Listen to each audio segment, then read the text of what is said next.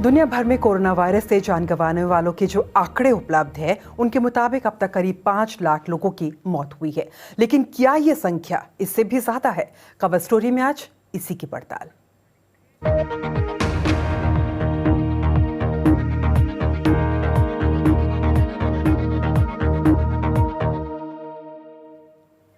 BBC की एक पड़ताल में पता चला है कि कोरोना महामारी के दौरान बड़ी संख्या में ऐसे लोगों की जान गई है जिनकी मौत को वायरस से हुई मौतों में नहीं गिना गया।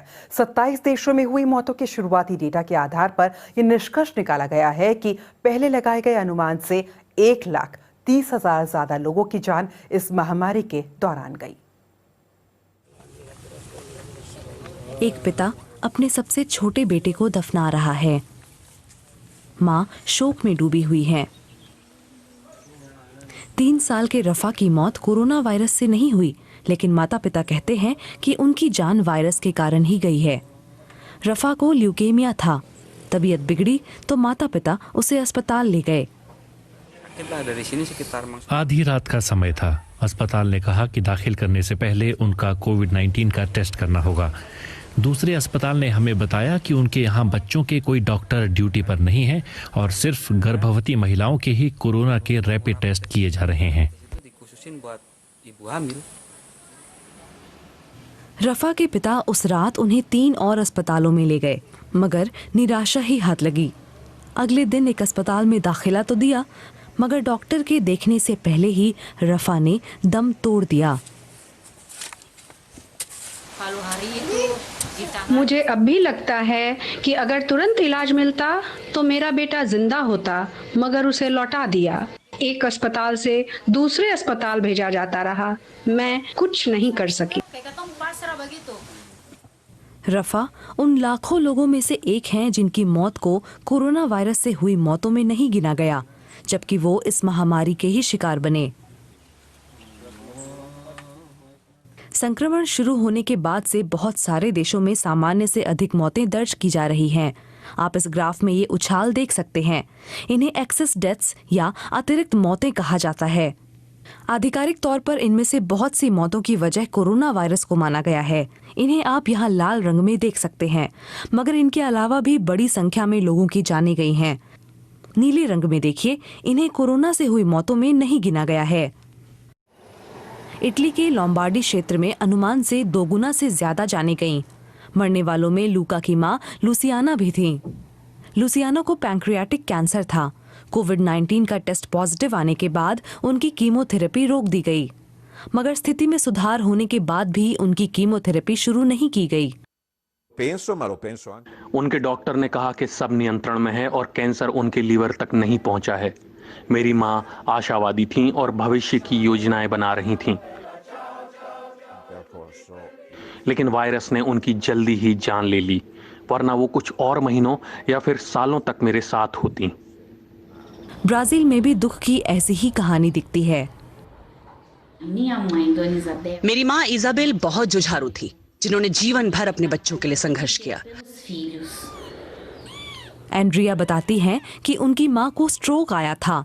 अस्पताल ने उन्हें जल्दी छुट्टी दे दी ताकि कोरोना के मरीजों के लिए बिस्तर खाली किए जा सकें। घर आने के कुछ ही दिनों में उनके दिल ने अचानक धड़कना बंद कर दिया। मेरी बहन ने मां के सीने पर झटके दिए, मगर सब बेकार रहा। अस्पताल में उन्हें बचाया जा सकता था। भले ही वो कोरोना से नहीं मरी, मगर उनकी मौत कोरोना के कारण ही हुई।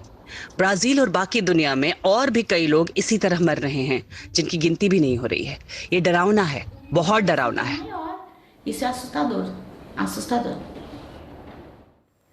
अफगानिस्तान भी एक ऐसा देश है जहां कोरोना वायरस की वजह से जान गंवाने वालों की संख्या, सही जानकारी उसकी मिलना मुश्किल हो जाता है। जॉन्स हॉपकिंस यूनिवर्सिटी के आंकड़ों के मुताबिक अफगानिस्तान में संक्रमितों की तादाद 30,000 से ज्यादा है, जबकि 683 लोगों की मौत हो चुकी है। काबुल से अली हुसैनी की रिपोर्ट। फरीद काबुल में रहते हैं और कई दशकों से कब्रिस्तान में कब्र खोदते हैं। फरीद ने युद्ध देखे हैं, संघर्ष देखे हैं, लेकिन वो कहते हैं कि इस महामारी जैसा बोझ उन पर कभी नहीं आया। काम करते करते पस्त पड़े फरीद ने कब्र खोदने में मदद के लिए कर्मचारियों की संख्या बढ़ा दी है। पहले मरने वालों की संख्या कम थी। हर हफ्ते 1 या 2 शव दफनाए जाते थे। अब हर दिन 10 से 15 शवों को दफनाया जा रहा है। कई दिन मैंने यहाँ 20 से 35 मुर्दे दफन होते देखे हैं। अफगानिस्तान में वायरस से मरने वालों का सरकारी आंकड़ा 680 से ज्यादा है, लेकिन हमने जो जानकारी जुटाई है उसके मुताबिक ये संख्या कहीं ज्यादा हो सकती है। मई में हमने काबुल के 30 कब्रिस्तानों पर नजर रखी।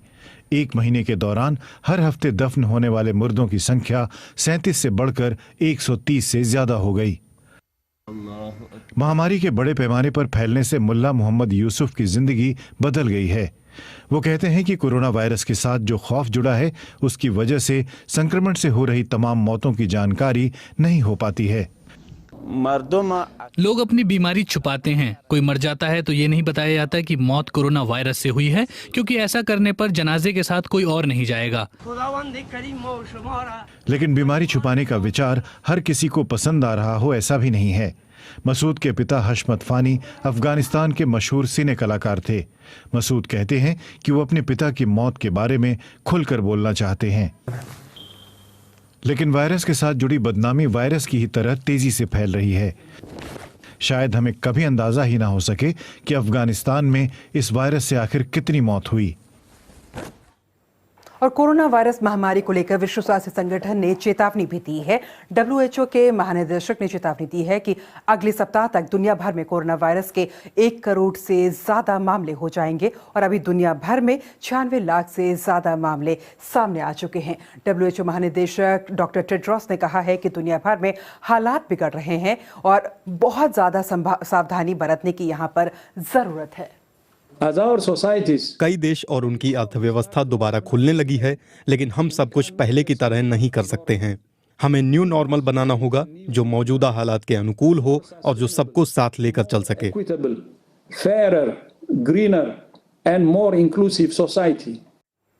साथ ही उन्होंने ये चेतावनी भी दी कि जिस तरह से यूरोप में धीरे धीरे लॉकडाउन की पाबंदियां हटाई जा रही हैं, वहां संक्रमण दोबारा फैल सकता है। यूरोप में मौसम गर्म होने के साथ ये चिंता भी बढ़ रही है कि लोग सोशल डिस्टेंसिंग के नियमों का पालन नहीं करेंगे। WHO ने कहा है कि 30 देशों में मामले बढ़ रहे हैं, लेकिन स्वीडन, यूक्रेन और अल्बानिया समेत 11 में केसेस ज्यादा नजर आते हैं।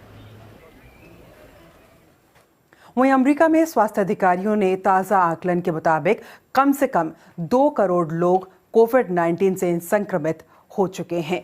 अभी आधिकारिक आंकड़े 24 लाख मरीजों के हैं, लेकिन सेंटर फॉर डिसीजेस कंट्रोल के मुताबिक मामलों की असल संख्या बताई जा रही संख्या से 10 गुना ज़्यादा हो सकती है। अमेरिका के कई राज्यों में मामले जो है वो तेजी से बढ़ रहे हैं।